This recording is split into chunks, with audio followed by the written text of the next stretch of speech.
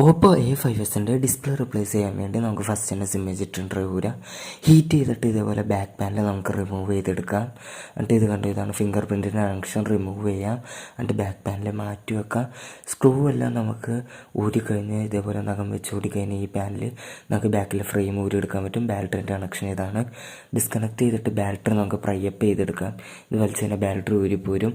എന്നിട്ട് ഇതാണ് ഡിസ്പ്ലേൻ്റെ connection. Remove ചെയ്യാം. ഹീറ്റ് ചെയ്ത് ഈ പഴയ ഡിസ്പ്ലേ നമുക്ക് പയ്യെ ഊരിയെടുക്കുക. എന്നിട്ട് ഈ പഴയ പശ ഉണ്ടാവും അവിടെ IP അടിച്ചൊക്കെ ക്ലീൻ ചെയ്തെടുത്തിട്ട് പുതിയ ഡിസ്പ്ലേ വെച്ചൊന്ന് ടെസ്റ്റ് ചെയ്ത് നോക്കുക. ടെസ്റ്റ് ചെയ്തിട്ട് പക്കയാണെങ്കിൽ നമുക്ക് പുതിയ ഗ്ലൂ അപ്ലൈ ചെയ്ത് പുതിയ ഡിസ്പ്ലേ തിരിച്ച് അലൈൻ ചെയ്ത് വെക്കാം. എന്നിട്ട് ഇതാണ് ഡിസ്പ്ലേൻ്റെ കണക്ഷൻ. നമുക്ക് തിരിച്ചു കൊടുക്കാം. ബാറ്ററി തിരിച്ച് ഒട്ടിക്കാം. എന്നിട്ട് ബാറ്ററിൻ്റെ കണക്ഷൻ കൊടുക്കുക.